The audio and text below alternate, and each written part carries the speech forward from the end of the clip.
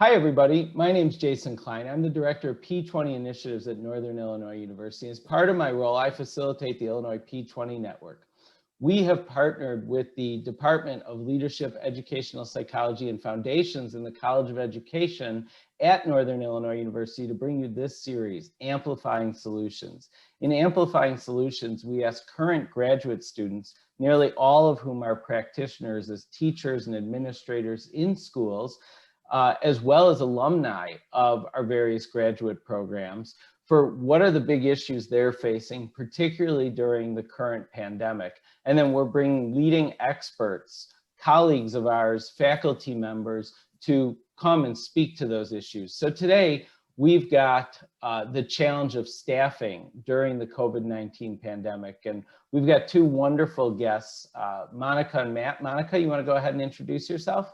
Sure, I'm Monica Schroeder. I'm the Deputy Superintendent at North Shore School District 112. North Shore School District is located in Highland Park. We serve the communities of Highland Park, Fort Sheridan, and Highwood. I'm also currently a student at Northern Illinois University in the Chief School Business Official Endorsement Program. I've actually earned several degrees through Northern, including my doctorate in educational leadership. To tell you a little bit about my school district, I've been there since 2006. It serves just under 3,800 students. We have 10 buildings. Just 3 years ago, we actually closed 2 buildings.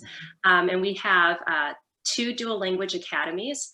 We have 3 Title I schools. We have a preschool, and we have 2 middle schools and 7 elementary schools. We have also a great military population. We have about 25% of our students are low income. And I'm a former elementary and middle school teacher. I'm also a former associate principal and principal of a middle school. And I'm just so pleased to be here today. Thank you. Matt? Good morning. My name is Matt Zediker. I'm the Chief Human Resources Officer for the Rockford Public Schools. The Rockford Public Schools is sometimes the third, sometimes the second, sometimes the fourth largest school in the state, depending on enrollment. But we service roughly about 28,000 students.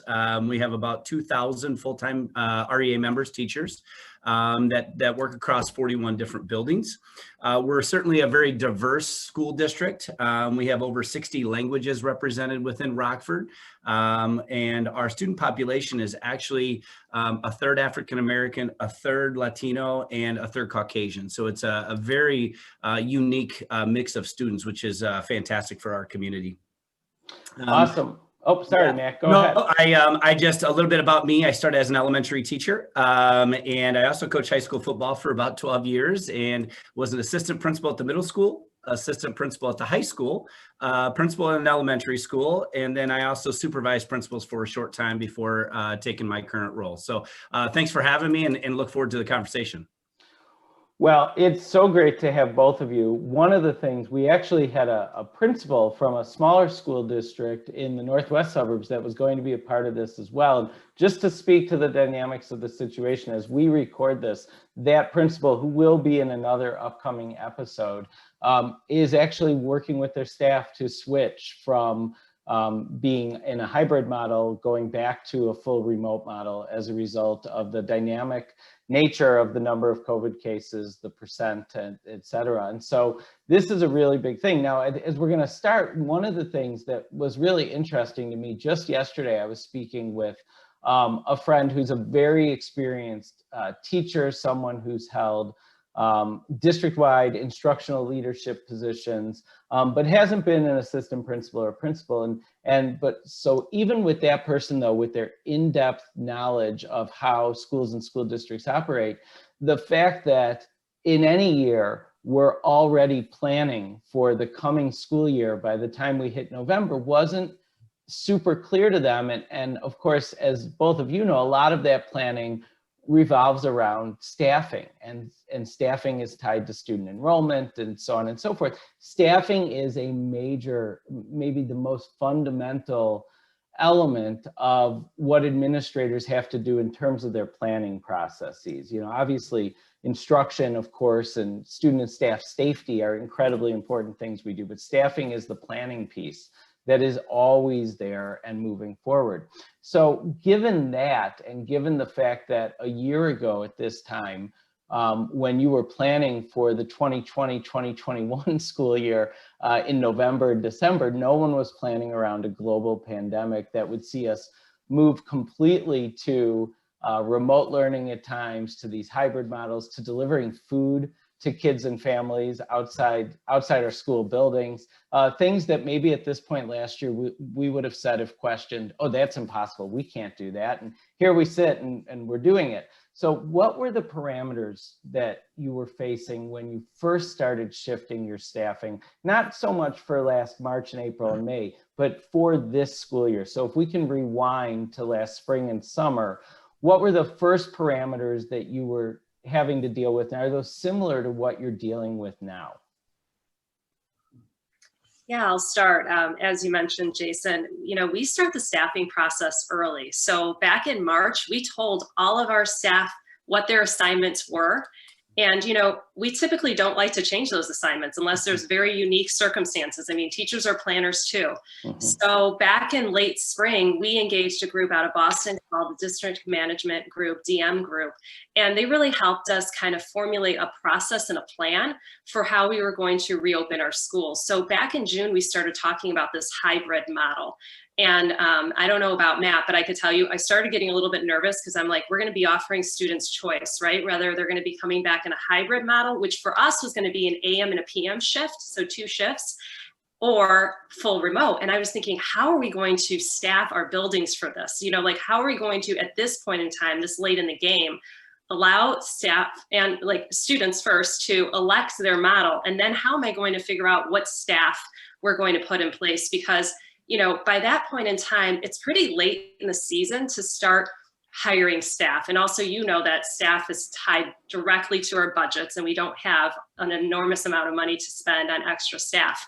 So in terms of our parameters, I completely shifted what we've done in the past. Obviously, we had our parents and our students elect their models. We had about 87% that wanted the hybrid in person.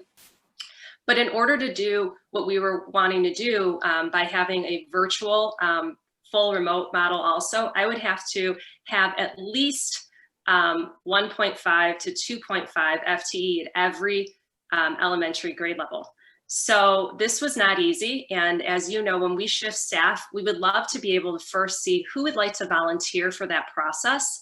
And so what we did is we created an application, which I've shared with Jason, I could share with all of you. It's just an internal Google form to see who would like to be a virtual teacher. Now, I will share, every school district has different parameters. For us, we decided that even if you were a virtual teacher, we wanted you to be in the building teaching, because this was going to be completely different for us. This was going to be basically like we used to have half-day kindergarten, so 2 shifts of students. Now we were going to do this for the entire district. So we said we needed an all hands on deck approach to have all of our staff on campus to help us with that transition of in and out of school, on top of throwing in all the mitigation, the safety precautions. We just needed extra help. So we had people apply. And from there, we were able to designate people for virtual teachers, but then also I still needed more staff.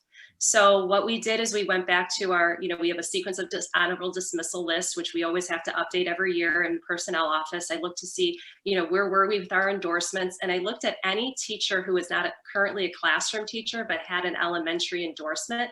And I was able to reshift into a classroom setting. So definitely we had to move our parameters from what we typically have done, which is typically you need an extra teacher, you hire. Here we're reorganizing and reassigning staff with a lot of empathy, also recognizing some of these people have not been teachers for a while, and we had to put in a lot of support as well. Yeah, Monica, I would say we did a lot of things similar to you all, and I think Monica would probably attest as this started to roll out, a ton of collaboration with unions and teachers and principals and parents, because as we were planning in late spring, the state kept continually shifting requirements and what we could and couldn't do. And so it really made you I've used the word pivot so much since I think March, but we had to pivot kind of our plans, because we looked at what would it look like if everybody came back in person full time? What would it look like if we were completely remote the entire time? And then what would it look like with a hybrid model? And ultimately we decided on a hybrid model as well. And there were just a lot of working groups in terms of the first piece with working with our unions was we established a new max class size for in-person for safety, which everybody in Illinois understands. A lot of our contracts are based off of class size, which then drives our allocations of teachers per building, et cetera, et cetera. And so when we agreed to the union that we would really shoot for an in-person max of 20, that threw off all of the work that had been done that last fall and spring in terms of how we were shifting and staffing our buildings. And so similar to Monica, we ended up at the elementary level had a little bit different plan than the secondary level. Elementary, we are in person 5 days for those that selected to do that, or families could select 100% remote. At the secondary level, it was essentially 2 full-time days and a half day for in-person, or you could be full-time remote. But the difference is with how we staffed it. At the secondary level, with the middle school and high school, we essentially kept our teachers with the same 150 kids. And we've tried to, give them support around how do you plan for in-person instruction as well as remote instruction, using different platforms and technologies, but also the pedagogy that comes along with remote instruction, which is obviously different. At the elementary level, because the way we do the elementary in terms of teaching and learning, we created full-time remote positions. That equated to a little over 190 remote positions that we needed to fill based off of our parent survey. Much to our surprise, we were actually 53% of the parents wanted full-time remote, and then the other portion wanted full-time in person. And so that was actually not what we were thinking was going to occur. So August was very busy in terms of following the process. Much like Monica in District 112, we put out onto our Amplifying system remote positions for current teachers to apply. We know there was some fear with coming back to the classroom, and we knew that we were going to have to look at how do we accommodate that staff. We did not have an overwhelming number of teachers apply for those initially in that first week and a half to 2 weeks, which again was very surprising to us. And so we did work with the union, and unfortunately we were going to have to go through our surplus rules in terms of having teachers move from that in-person instruction into remote because our students were going to shift and needing those certified teachers. Our staff jumped up, principals worked with teachers. We had several teachers over several buildings go ahead and volunteer, which helped us to fill, but we were still almost 50 FTE short with remote instruction.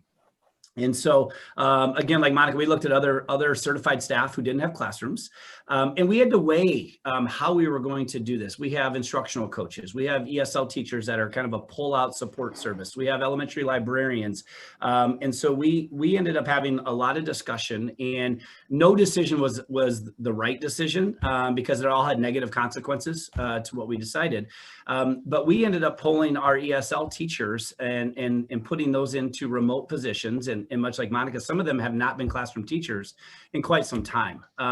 We also ended up having to pull our elementary librarians. Most of them have reading endorsements, and it was very difficult. Those decisions were difficult, and always, everybody didn't agree, but we thought that was what's in the best interest of our kids, and then servicing our community. And so with those different parameters, it was such a shift for a lot of our folks. And to Monica's point about leading with empathy and trying to support from all facets is what we're continuing to do, because we're still one of the only districts that's still offering hybrid. We're still in person, and it's just a challenge, and it has been. But I really give kudos to our building staff. They have jumped up to kind of answer the call, and so far it's not the best situation for all, but we're making the best of what we can.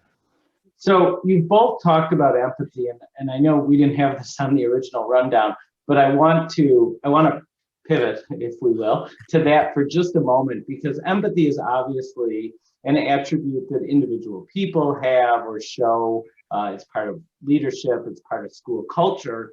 But are there things you've done to either try and support, as a district leadership team, other leaders throughout the organization, including not just administrators, but maybe union leaders, with being able to show more empathy themselves, given the pressures that are also on them? And or are there things that you would say, you've systemically built in empathy. And I'm asking that question, not even knowing if that's something that's really possible, but maybe it strikes a chord for you and you've got an example of that. Yeah, I think it all starts first with relationships, right? So when we're making these really tough decisions and we're communicating these, these reassignments, these difference in what people are used to, I think it's really important. And we ask our principals, because they're the ones who have the relationships with these staff members, to either do a phone call or a Zoom meeting. And anyone who has further follow-ups, I then engage in a Zoom meeting myself, because I think it's really important for people to be listened and heard. Number one. Number two, what we've heard a lot from the staff was, okay, so I understand, I get it, I'm going to help our kids.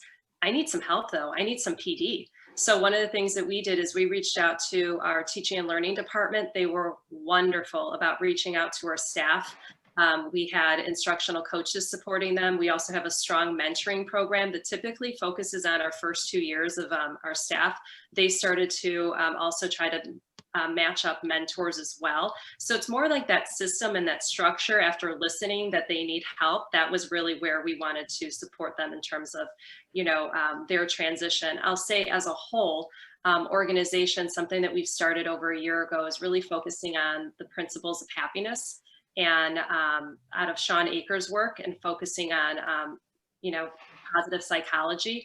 So as an entire system, we've been trying to focus on self-care, and we know these are really tough times, not just to be an educator, but just being a human being, and even in people's own families. You heard Matt talk, we have 2 different hybrid models. Mm-hmm. So we also recognize some of our staff members have their kids at home while they're teaching, right? Or, they're in a hybrid model that doesn't match their model. So really focusing in on how do we support people at their core and really listening. Matt mentioned this, and this was huge. We've had a very strong partnership with our union. From the minute we pivoted back in March to remote, we met with them every single Monday for an hour. So our union president, their vice president, and the UNISERV director and members of our cabinet.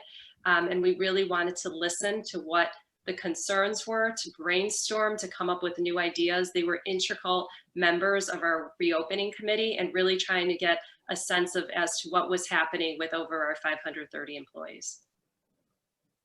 Yeah, I would say a lot of this year has been on top of some systems that we've tried to build in terms of empathy, knowing that we're a larger district that gets a lot of newer teachers year in and year out, roughly about 100. And so there's always a lot of mentoring and coaching going on as you look at a larger urban school district. But I think as a lot of these changes were taking place, principals were key to this. They're always going to be the key to that communication and the why decisions were made, because oftentimes those decisions get made and the people who are impacted often have the question of why. And if you can really communicate the why behind it, it doesn't necessarily make them like the decision anymore, but at least there's some understanding. And what we've done as a cabinet to try to add to that is we tried to get out into our schools the week before school started and all throughout just to check in. I've had many conversations with teachers personally, just one-on-one. We've all reserved time in our schedule just to stop everything else that we're doing and then try to get out to the schools. And to be able to sit down with some of those teachers that are frustrated, who have taught for 20 years and now they're remote. And the phrase we're hearing so much is, I feel like a first-year teacher all over again. And just to be able to, I think, listen to them, for them to be heard. And then to be able to have a real transparent, honest dialogue around why some of these tough decisions had to be made. Do I think we're perfect at it yet? I don't think we are. I think it's always a work in progress. But I know it makes me feel a ton better leaving a school. I may not have said 10 words, but I spent 20 minutes with a 4th grade PLC. Some are in person, some are remote, and just hearing them. And we've also then instituted weekly remote only PLCs, and we assigned all of our instructional coaches a grade level to help support on top of our curriculum deans and teaching and learning. And, on top of that, Monica mentioned the professional development. We're fortunate enough to have a whole talent development team, and they work hand in hand with our curriculum deans to really look at frameworks. We've devised a remote framework, both for the elementary and secondary, for a resource guide, and we've all put it in one hub. I think what you have to be careful there is sometimes teachers feel overwhelmed because there's so much. We as central office folks want to make sure that we give them all of the resources that we think they need to be able to make sure there's a transition.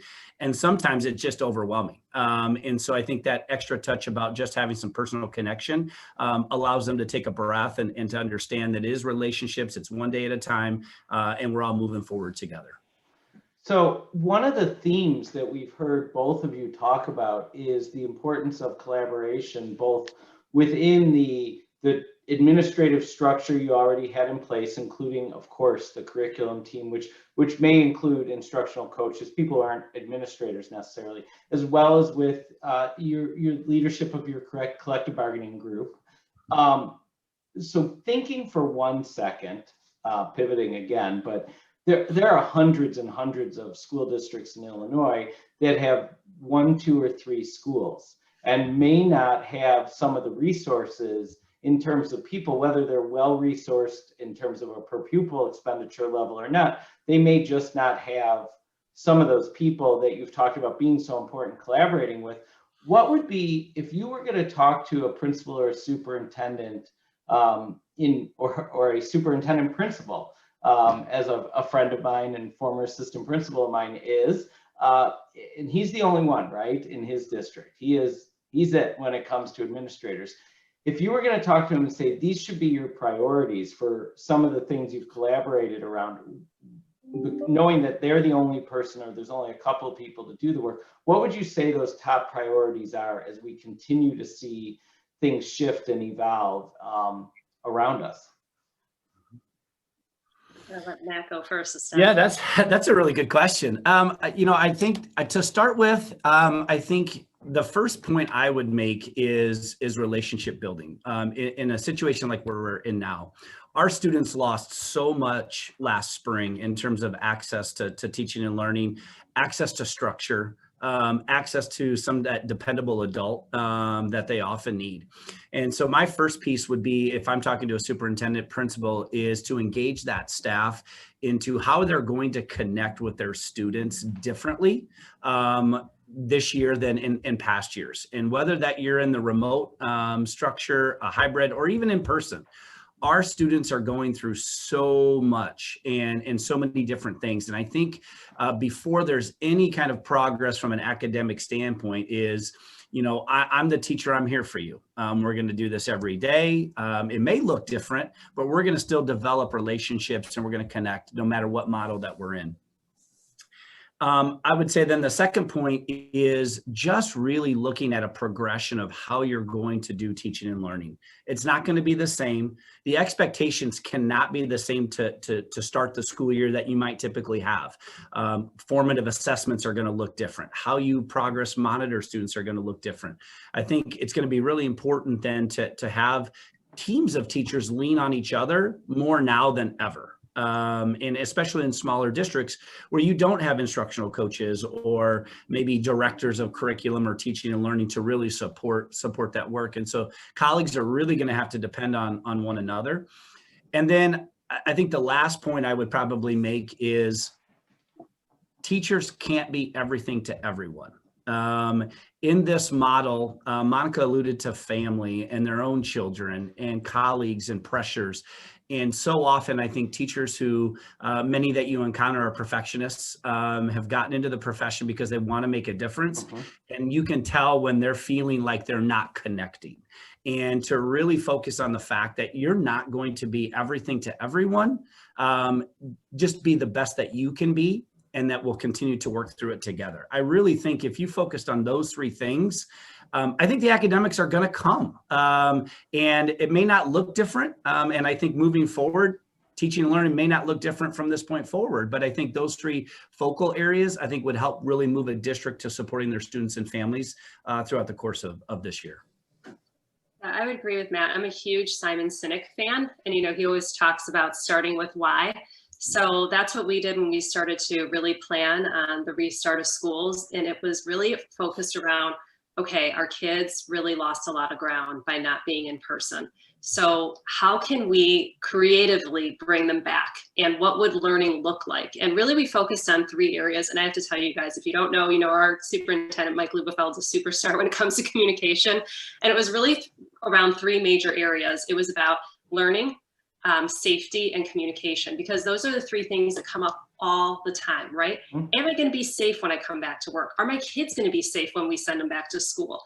What's learning going to look like? We can't just have it be exactly the way it was last November, because we know that it's different now, right?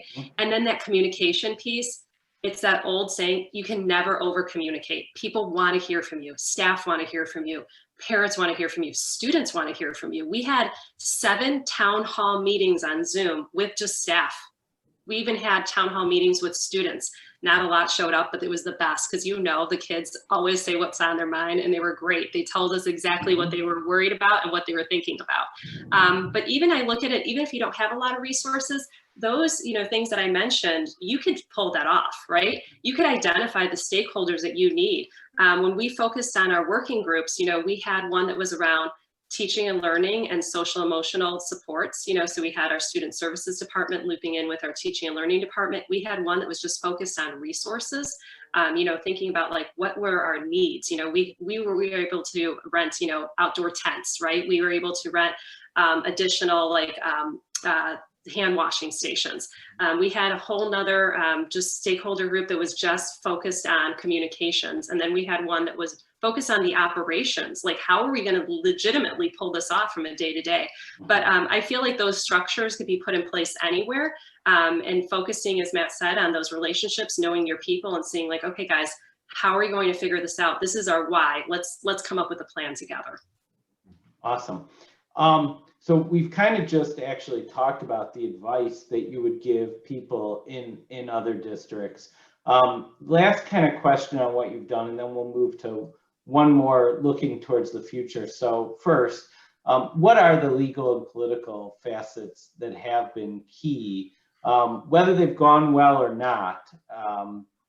What are those that have been really key in your work, particularly most recently, so that it's kind of as up to date for the moment that we're currently in with the pandemic as possible? So I'm sure Matt could tell you, I mean, it was like alphabet soup for me when it came to ADA, the Americans with Disabilities Act, FMLA, Family Medical Leave Act. And then there was a new thing that was thrown into us last spring, FFCRA, so the Family First Coronavirus Response Act. So really knowing those laws and how they apply, and they were dynamic. I mean, I feel like they were changing every minute. And one of the things that really helped me, really helped my colleagues, was the law firms were continuously offering free professional development. So they were offering webinars, they were sharing flowcharts. Twitter was blowing up with resources. I mean, I couldn't get enough of information on those 3 major laws, because we were having requests from staff that I'm like, I don't know, that's a good question. I need to figure this out. Obviously, your collective bargaining agreement is also the backbone of a lot of what you do operationally in your district. So seeing like, how do you assign teachers to now virtual assignments that didn't, exist before? Like, are we going to use the transfer process? So really knowing not only your own collective bargaining agreements, knowing the applicable laws, and then even looking at your board policies as well. But I really do feel like we've had an abundance of resources. We continuously have webinars that are offered by the legal firms for free that I'm continuously watching, because things are changing every day. Yeah, I would agree. The idea of leaves and working with unions, and we've even gotten down to some, written MOUs and agreements of if you have to quarantine based off of potential work related versus personal related, how are we treating that? And I've never been so in love with Google Sheets and being able to have collaborators to track all of the different things that are going on.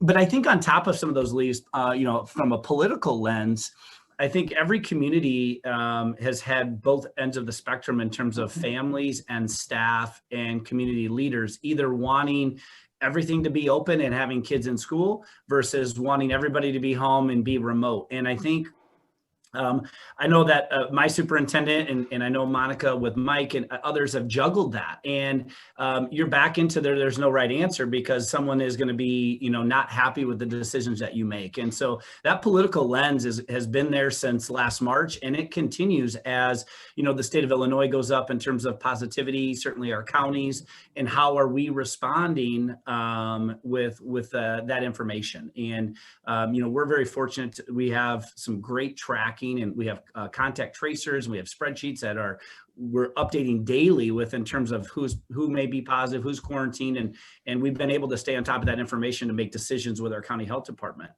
I also think legally too is services to kids as we make sure that our students with special needs are getting the appropriate services. I mentioned earlier that our ESL teachers have become remote teachers because we looked at how could we try to service our ESL students the best in small in-person classes with differentiated instruction, and then our students who are ESL who chose remote, how could we connect them with an ESL certified teacher? But there are legalities in terms of services for our bilingual students and others. And so you're constantly juggling and always kind of looking back to see, did we make the right decision? But I think if we go back to our why and we think that this was the best decision that we made for our kids and our community, then I think we can continue to plug along with that. So just a quick shout out before we move on to that last question. I'm going to reiterate things that you both just said, just to emphasize the point. First of all, yes, in terms of, and so many superintendents have made this comment both privately and very publicly in places like Twitter, the notion of upsetting people on making a snow day decision in the past seems so quaint now when we look at what decisions everybody's making. Again, not that we had to make in August, that we continually have to make as we know. Second of all, excuse me, a big shout out to the law firms who really have, I've been lucky enough to work with 3 different law firms in the 3 different districts I've worked, and my doctoral work was in school law, but a really big shout out because they continue, as we sit here in November, to put out information for free on a weekly basis. And so again, for those of you in smaller districts who are like, where is everybody getting all of this? That is another thing to take advantage of. And if you have questions about how to do that, certainly you can reach out to me if you're watching this video, either via email or Twitter, and we can go from there and help you out. So with that said, let's finish with this. What changes would you want to emerge from this era to support learning? I'm just going to go straight up with that, to support learning in the long term. Well, I think that's a really great question. I don't know if I have all of the answers to that, as I'm kind of in the middle of this, and kind of, when there's an opportunity maybe to step back, I'll have more. But I would say the first thing that jumps out to me as communities and educational institutions is the emphasis of seat time that we've had with our students over the last 100 years. Our secondary schools are set up on a bell schedule. You're going to be in class for 50 minutes, you get 4 minutes past time, and then you have another 50 minutes that you have to be as you jump from math to English to science. And I really hope as a community of educators and educational leaders, we really take a look at more of, essential questions and outcomes, and what do we want students to really be able to perform and demonstrate no matter the time. And I think that's going to be a huge shift on how we plan and how we look at it. there are a lot of students who are struggling with hybrid and with remote, but we have some students who struggle with in-person that are excelling because of the opportunities for them to be at their own pace, to be able to dive in on how they want. And so I think we have to be able to take a look at that as a whole picture to say, how do we continue to serve our students better?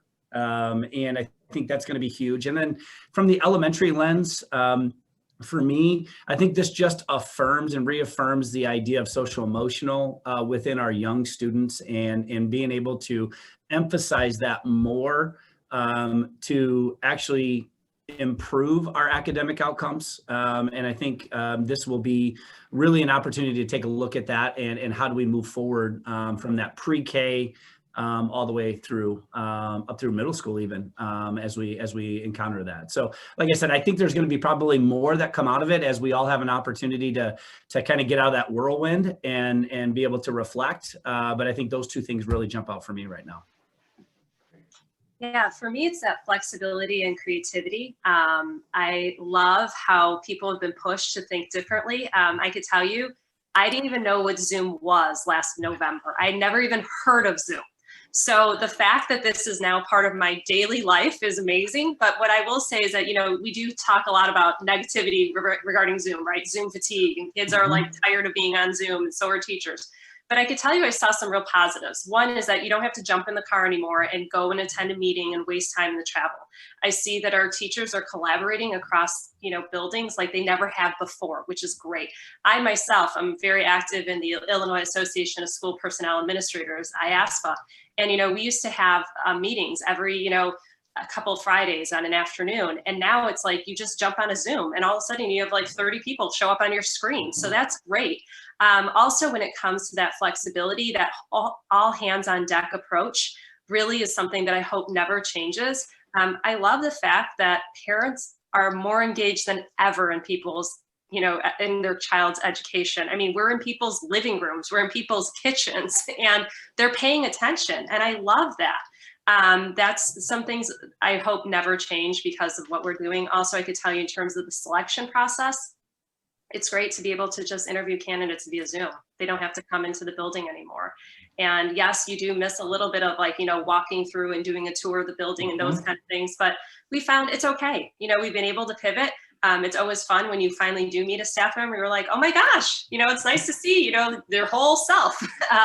But there's some real positive outcomes that I think have really come through this time period. Well, I want to thank both of you, first of all, for the work that I know you're doing in each of your districts. It's incredible work, and anytime we can highlight the work administrators are doing, I think you both serve as great representatives of the work administrators throughout Illinois are doing and have been doing since March, and not just the administrators, but the teachers as well, who, like Monica just said, couldn't have imagined. I mean, for 10 years in 2 different districts, I was in charge of technology and learning. And, these were things that 15 years ago, we were saying the internet's amazing. We could do this and we could do that. And people who not very long ago, I might have still been helping with their passwords, right, are effectively teaching remotely today. And they can do it, right? They can do it. That's a testament to them. And so thank you both for representing that today and for all of the expertise you've shared so publicly here. For those of you watching, there is a blog post associated with this too that will be highlighting things so that you can share them and start discussions within your own district. Unfortunately, and if either of you have a final comment on this, you're welcome to add it. It doesn't look like this period of time is going to end within the next few weeks or months.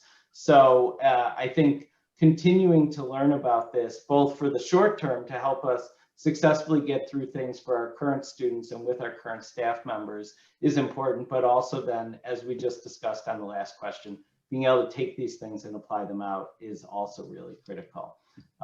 Monica, Matt, thank you both. Please thank your colleagues for us as well. So thanks for being with us.